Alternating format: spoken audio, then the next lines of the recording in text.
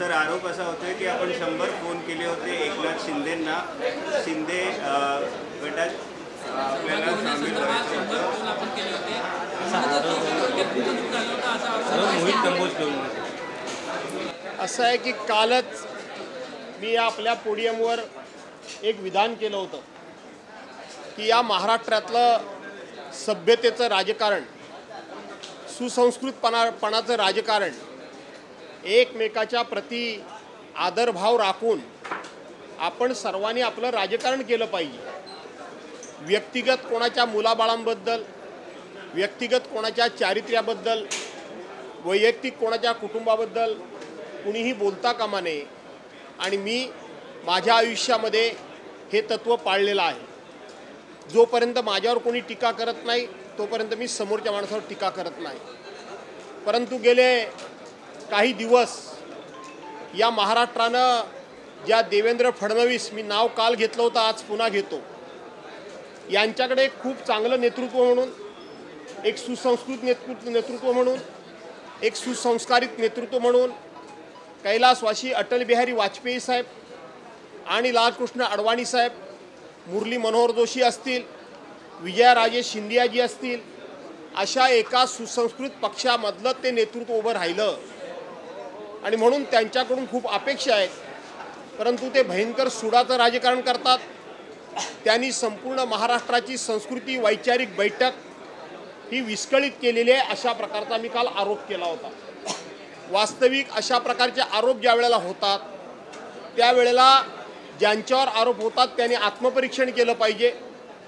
त्यांनी थोडंसं मागे वळून बघितलं पाहिजे की खरोखर माझ्याकडून कळत नकळतपणे चुका झाल्यात का, याचं आत्मपरीक्षण केलं पाहिजे। परंतु काल मी वक्तव्य इथं केलं आणि जे देवेंद्र फडणवीसचे फ्रंटमॅन म्हणून ज्यांचा उल्लेख होतो ते मोहित कंबोज यांनी माझ्यावर आरोप केला आहे। आरोप तुम्ही पूर्णपणे सांगितला नसला तरी आरोप काय आहे की 22 जूनला मी राज्याचे आताचे मुख्यमंत्री, तेव्हा ते मुख्यमंत्री झालेले नव्हते 22 जूनला, एकनाथ शिंदेना त्यांच्या पक्षामध्ये घ्या म्हणून मी विनंत्या केल्या। त्यांनी माझ्यावर हाही आरोप केला की एकनाथ शिंदेंबरोबर गेलेल्या 40 आमदारांना भास्कर जाधवांनी फोन केले आणि मला घ्यायला सांगितलं।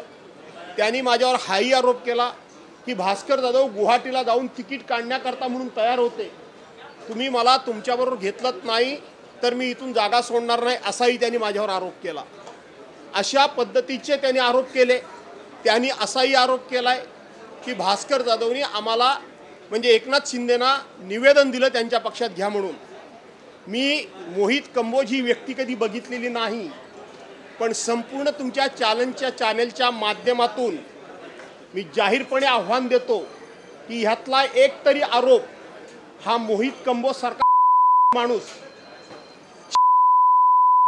असेल तर सिद्ध करणार नाही, असेल तर हा आरोप सिद्ध करणार नाही, नसेल तर त्यांनी ह्यातला एक तरी आरोप सिद्ध करून दाखवावा, एक तरी।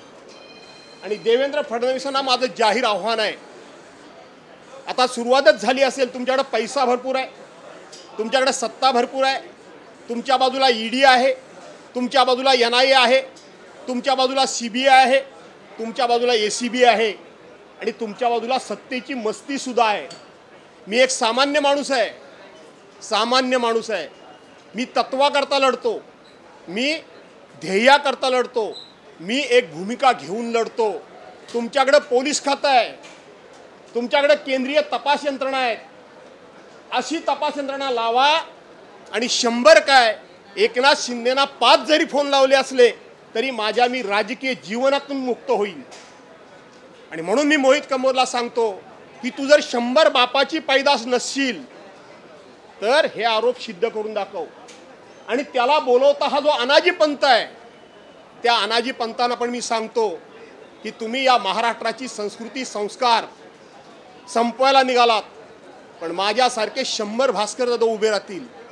एका भास्कर जाधवला अशा पद्धतीने संपवून, त्यांची घरदारं जाळून, त्यांना तुम्ही राजकारणातून उठवून, खोटे नाटे आरोप करून एक तुम्ही आरोप सहन करू शकत नाही। एक काल तुम्ही सभागृहातलं बघितलं वर्तन एकंदरीत आणि म्हणून दुसरी गोष्ट स्पष्टपणे सांगून टाकतो की माझ्या आयुष्यामध्ये काही पक्ष सोडण्याची वेळ आली, काही पक्षामध्ये जाण्याची वेळ आली, त्याच्या वेदना माझ्या मनामध्ये जरूर आहेत.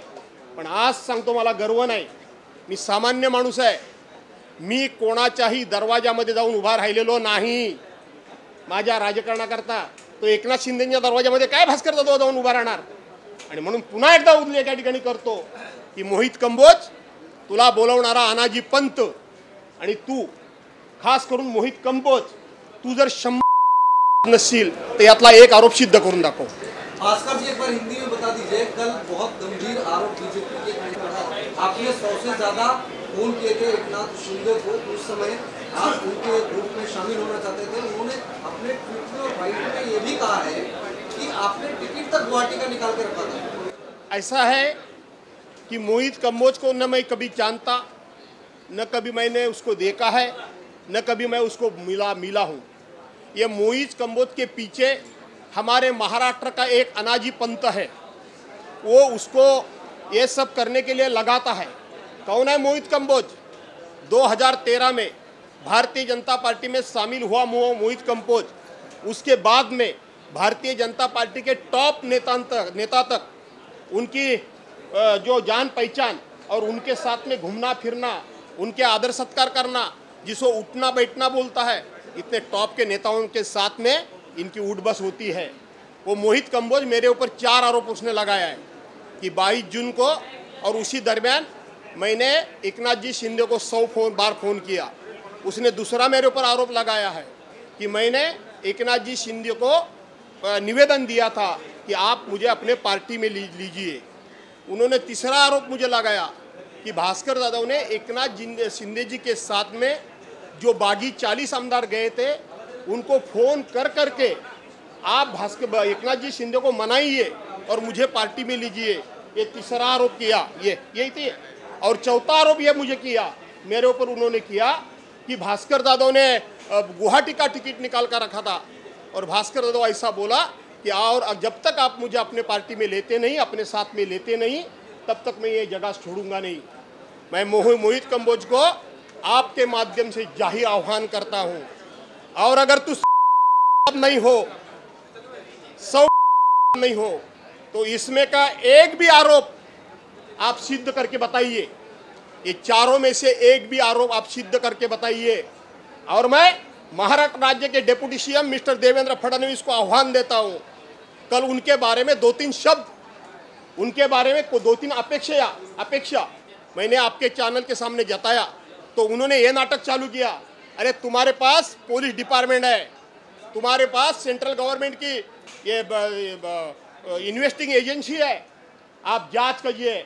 100 तो छोड़ो, एकनाथ शिंदे को उसी महीने में 5 मरतबा जब मेरे फ़ोन हुए होंगे तो मैं सार्वजनिक रूप से इस्तीफा दे दूंगा और खुले आप पे अपने घर पे जाके खेती करूंगा.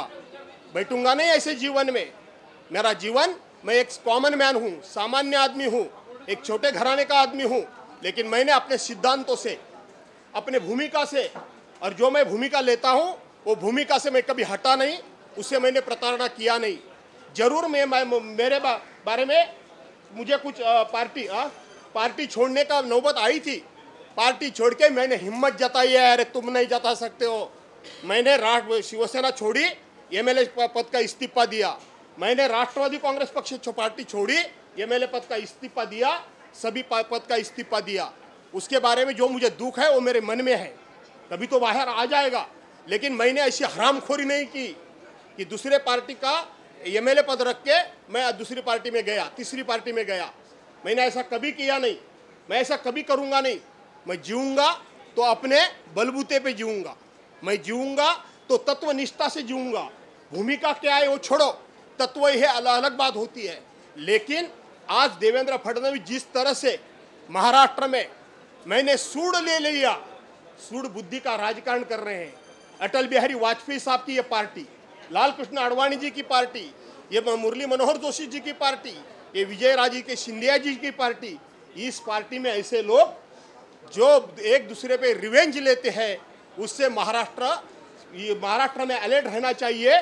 और जिनको जो सत्ता का मस्ती आया है, इस मस्ती से इनको जगह पे लाना चाहिए, ये मैं महाराष्ट्र को आह्वान करता हूँ। भास्कर जी, आपका फोन उस समय कुछ समय तक बंद आया था, तो उसको भी खबर मिली थी कि आप भी गुवाहाटी जा रहे हैं, उसमें क्या सच्चाई थी? अचानक से फोन आपका लंबे समय तक नॉट रीचेबल था। उस टाइम में मैं बहुत संताप गर्म हो गया था, मुझे गुस्सा आया था आपके मीडिया के ऊपर। आपके मीडिया को भी मैंने बोला था कि आप अपनी क्रेडिबिलिटी संभालो, खाली टीआरपी मत देखो। मैं ट्रेन से जर्नी कर रहा था, मैं ट्रेन से प्रवास कर रहा था, जब ट्रेन में रेंज नहीं मिली तो क्या मेरा दोष है क्या? उस टाइम ने आपने न्यूज़ बतानी चालू की, भास्कर यादव गायब, Bhaskar Yadav not reachable, Bhaskar Yadav not reachable. जब भी मैंने बोला था, आज भी वही बोलता हूँ, मैं कभी भी नॉट रीचेबल नहीं रहा, कभी भी नॉट रीचेबल नहीं रहूँगा, और जो भूमिका लूँगा वो सामने लूँगा, जो भूमिका लूँगा वो खुलेआम तौर पे लूँगा, और जो भूमिका लूँगा उसके क्या परिणाम भुगतने पड़ेंगे इसकी मैं बिल्कुल परिणाम की बिल्कुल फिक्र नहीं करता हूँ। जाधव साहेब, शिंदेच्या शिवसेनेमध्ये भास्कर जाधव येण्यास इच्छुक आहेत असा दावा नरेश मस्केंनी केला। आता मला सांगितलं तेच नरेश मस्केने सांगू काय? त्यामुळे नरेश मस्के काय बोलले यापेक्षा आता एकत्रितपणे मी उत्तर दिलेलं आहे। भास्कर जाधवनी सांगितलं की कोणाच्याही दरवाजामध्ये मला तुमच्याबरोबर घ्या अशा प्रकारची याचना कधी केली नाही आणि याचना कधी करणार नाही, कारण राजकारण माझं हे पोट भरण्याचा धंदा नाही, राजकारण हे माझं समाजसेवेचं साधन आहे। मी माझे धंदे व्यावसायिक शेतीवाडी करून मी माझ्या पद्धतीने जीवन जगतोय, त्याच्यामध्ये मी समाधानी आहे। अरे मोहित कंबोज सारख्या फालतू फडतूस माणसांनी असे आरोप करून आमची राजकीय कारकीर्द डागाळली जाते काय? अनाजी पंतांची डागाळली जाईल। अनाजी पंतांना लोक दोष देतील की या महाराष्ट्रामध्ये छत्रपती संभाजी महाराजांचा काय छळ झाला हा महाराष्ट्र जाणतो, त्याचा उल्लेख मी सभागृहामध्ये केला, त्यात ते सर्वांना झोंबलंय। संभाजी महाराजांना ज्या अनाजी पंतांनी, मोरोजी पंतांनी, रावजी पंतांनी, सोमाजी पंतांनी हे पंत आजही महाराष्ट्रामध्ये असं मी बोललो, ते वर मी लागलंय। सतत अनाजी पंत या नावाचा उल्लेख करताय। जाधव साहेब, आज अनाजी पंत कोण आहे? अनाजी पंत मध्ये कळालं की पाहायला मिळते, नेमकं कारण काय? असं आहे की फडणवीसांचा आणि माझा सभागृहामध्ये वाद होतो असं मी मानत नाही। आज सभागृहामध्ये नियम, कायदा, कानून, सभागृहाच्या प्रथा आणि परंपरा जाणणारे लोक किती आहेत? त्यातली जी काही ठराविक लोक आहेत त्याच्यापैकी बऱ्यापैकी मला एक समजतं आणि माझ्यापेक्षा देवेंद्र फडणवीसांना समजतं, आणि म्हणून जेव्हा कधी होतो त्याला मी अकॅडमिक डिस्कशन समजतो, तो व्यक्तिगत वाद मी कधी समजत नाही, मी कधी समजलो नाही। पण देवेंद्र फडणवीसांचं वागणं जे आता मला दिसतंय तर ते प्रत्येक वाद व्यक्तिगत घेत आहेत, एवढा अहंकार देवेंद्र फडणवीस बरा नाही हे मी सांगतो। जाधव साहेब, तुम्ही सतत एक उल्लेख करता, अनाजी पंत या नावाचा उल्लेख करता, आज सांगूनच टाका की नक्की अनाजी पंत कोण आहे? सभागृहातच बोललो ना, सांगायला कोणाच्या बापाला भीतोय मी? काय होणार आहे, काय होणार आहे? खोटे नाटे आरोप करून तुम्ही आम्हाला जेलमध्ये टाकाल, याच्यापेक्षा काय करणार आहात तुम्ही आम्हाला? अरे माझ्यासारखा सामान्य माणूस आहे काय त्याच्यामध्ये? ह्यांना घाबरून काय मी जगतो काय? आम्ही कधी बोलत नाही, आम्ही आपलं ठीक आहे। आणि माणसानं कसं जगायला पाहिजे मी तुम्हाला शिकवायची गरज नाही, माणसानं त्या विषयापुरेसा वाद केला पाहिजे। तो विषय संपला की माणसाशी वैयक्तिक दुश्मनी ठेवायची नाही। आम्ही ठेवली कधी कोणाशी? आम्ही नव्हतो मंत्री, आमच्या दरवाजामध्ये कोण कोण येत होते हे आम्हाला सांगायला लावता तुम्ही? आम्ही कोणाच्या दरवाजात गेलो नाही, कोणाच्या। आणि तुम्हाला आज सांगतो, बोलणार आहे सभागृहामध्ये संधी मिळाली तर, उभ्या महाराष्ट्राला या सरकारचं आणि हे मुख्यमंत्री आणि उपमुख्यमंत्र्यांचं जे काही नेचर आहे ते उभ्या महाराष्ट्राला सांगणार आहे, सोडणार नाही आहे। म्हणून ते मला बोलू देत नाही सभागृहात, त्यांना माहिती आहे भास्कर तो बाप आहे। मी काय असं चढून फुडून बोलत नाही, मी सावधगिरीनं बोलतोय, मला माहिती आहे, त्यांना माहिती आहे भास्कर जाऊन तोंड उघडलं तर आपल्याला जड जाईल। मागच्या अधिवेशनात तालिका म्हणताय की तुम्ही तोंड उघडलं तर जड जाईल, म्हणूनच मागच्या अधिवेशनात सुद्धा असं दिसतं तुम्हाला बोलण्यापर्यंत प्रयत्न नाही झाला। जयंत पाटील त्यावेळी दोन्ही कारवाई केली, येणाऱ्या काळात अशाच घटना घडल्या तर ती कशा पद्धतीने विरोधाची? मागच्या वेळेला सुद्धा मला बोलू द्यायचं नाही स्ट्रॅटेजी होती, आणि त्याच्यामध्ये बिचारे जयंत पाटलांना सस्पेंड व्हावं लागलं। आता सुद्धा मला जर बोलू दिलं नाही, काही विषय सभागृहातले सभागृहात बोलायचे असतं, ते तुमच्यासमोर बोलायची संधी मिळते म्हणून बोलायचे नसतात। मला जर संधी तिथे मिळाली नाही तर मात्र या वेळेला येऊन बाहेर बोलेल। माझं नेहमी सर्वांना काय सांगणं होतं, सगळ्या सहकाऱ्यांना, आपल्याला व्यासपीठ तिथं दिलेलं आहे ना, आपण आपले जे काही शब्द असेल, आपली जी काही मतं असतील, आपल्याला जे काही वाटत असेल, आपल्याला महाराष्ट्राच्या हिताकरता जे काही करावं असं वाटत असेल ते तिथे करूया, इथे नको। पण भारतीय जनता पार्टीने गेल्या 10-15 वर्षामध्ये तिथेही वाटेल ते बोलायचं, इथेही वाटेल ते बोलायचं, आणि खोटं नाटं महाराष्ट्रासमोर न्यायचं. भास्कर जाधववर असा एकही आरोप नाही. त्यामुळं त्यांनी माझा कितीही आवाज दाबायचा बंद करायचा प्रयत्न केला तरी मी आज सांगतो, माझ्याकडे नैतिकतेचं अधिष्ठान आहे, माझ्याकडे नीतिमत्ता आहे. ते जसं मला दाबत जातील तसा मी उचलून उठेन, पण मी घाबरणार नाही. कारण माझ्याकडे लांडीला बाडी नाही. माझ्यावर संपूर्ण 40 वर्षामध्ये भ्रष्टाचाराचा एवढा सुद्धा आरोप कुणी केलेला नाही आहे. केलाय काय तुम्ही तरी? कुठं कुणी करू शकलेलं नाही. कोणा मोहित कंबोज मला सांगतोय 100 फोन केले. ही असली पाळलेली साली भटकी कुत्री देवेंद्र फडणवीसांनी, ती माझ्यावर बोलणार? देवेंद्र फडणवीसांची क्रेडिबिलिटी संपते आहे. आणि देवेंद्र फडणवीसांनी मी आत्ता पण पुन्हा सांगतो की तुमच्याकडे पैसा आहे, सत्ता आहे, मस्ती आहे, ही अशी पाळलेली भटकी कुत्री आहेत. मी एकटा आहे, मी सामान्य माणूस आहे. पण माझ्याकडे मी मगाशी सांगितलं तसं माझ्याकडं निष्ठेचं अधिष्ठान आहे, माझ्याकडे नीतिमत्ता आहे, माझ्याकडे तत्व आहे आणि माझ्याकडे भूमिका आहे.